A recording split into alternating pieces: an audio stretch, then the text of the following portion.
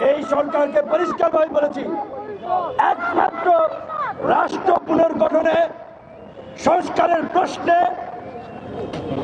একমাত্র গণ অধিকার পরিষদ ব্ল্যাঙ্ক চেক দিয়েছে।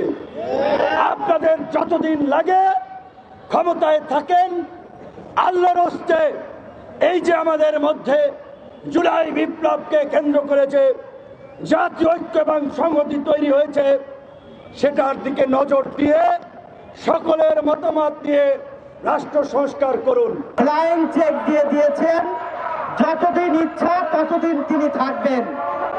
আমি আজকে একজন রাজনৈতিক কর্মী হিসেবে তাকে প্রশ্ন করতে চাই, নির্বাচনকে কেন ভয় পান? জনগণ বাংলাদেশে নির্বাচন চাচ্ছে। নির্বাচনের জন্য দিশাহারা মানুষগুলো গত 17 বছরে রাজপথে প্রাণ দিয়েছিল। আজকে আপনি জনগণের বিপক্ষে দাঁড়িয়ে আপনি বলার চেষ্টা করছেন যে অন্তর্বর্তী সরকারকে আপনি ব্ল্যাঙ্ক চেক দিয়েছেন। জনগণ তো ব্ল্যাঙ্ক চেক দেয়নি। জনগণের চাওয়া এবং পাওয়া অচিরে একটি জাতীয় নির্বাচন হবে, যে নির্বাচনের মধ্য দিয়ে একটি গণতান্ত্রিক সরকার প্রতিষ্ঠিত হবে। তাহলে আমরা এই ফেলানির যে বিচার, সেই ফেলানি হত্যার বিচার আমরা চাইতে পারবো। আমরা জানি আপনারা যারা রাজনৈতিক দল নেতৃবৃন্দ বলার চেষ্টা করছেন অন্তর্বর্তী সরকারের যতদিন ইচ্ছা ততদিন থাকবেন, আপনাদের রাজনৈতিক যেই পথ পরিদর্শক সেটা নেই বিধায় আজকে এই ধরনের কথা বলছেন। যদি জাতীয় নির্বাচন হয় আপনাদের ব্যবসা থাকবে না, যার কারণে বলার চেষ্টা করছেন যে অন্তর্বর্তী সরকার যতদিন ইচ্ছা ততদিন থাকবে।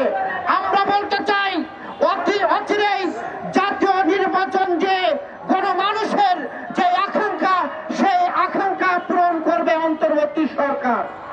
দেশ বাঁচাও মানুষ বাঁচাও আন্দোলনের 5টি দাবি আজকের এই নাগরিক সমাবেশে ফেলানি হত্যা দিবস উপলক্ষে এই 5টি দাবি বলে আমি আমার কথা শেষ করতে চাই।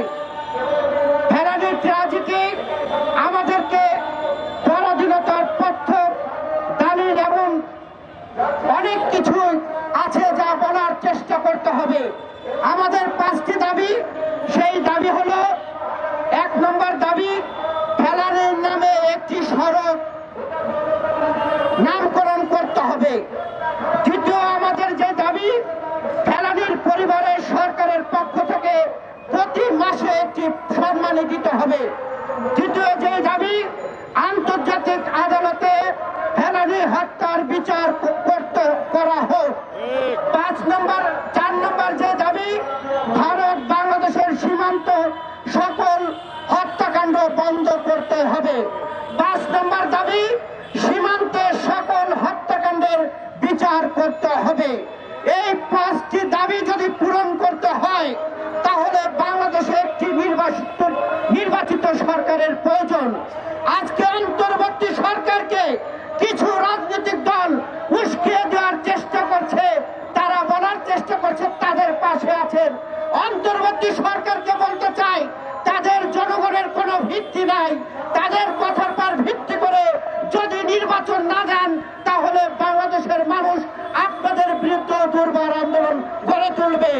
শেষ কথা হলো, অন্তর্বর্তী সরকারকে বলতে চাই, এই ফেলানি যে দিবস, ফেলানি হত্যা দিবস রাষ্ট্রীয়ভাবে পালন করতে হবে। এই কথা বলে আমি শেষ করছি। দেখা হবে রাজপথে, কথা হবে স্লোগানে, হয় লাশ না ইতিহাস।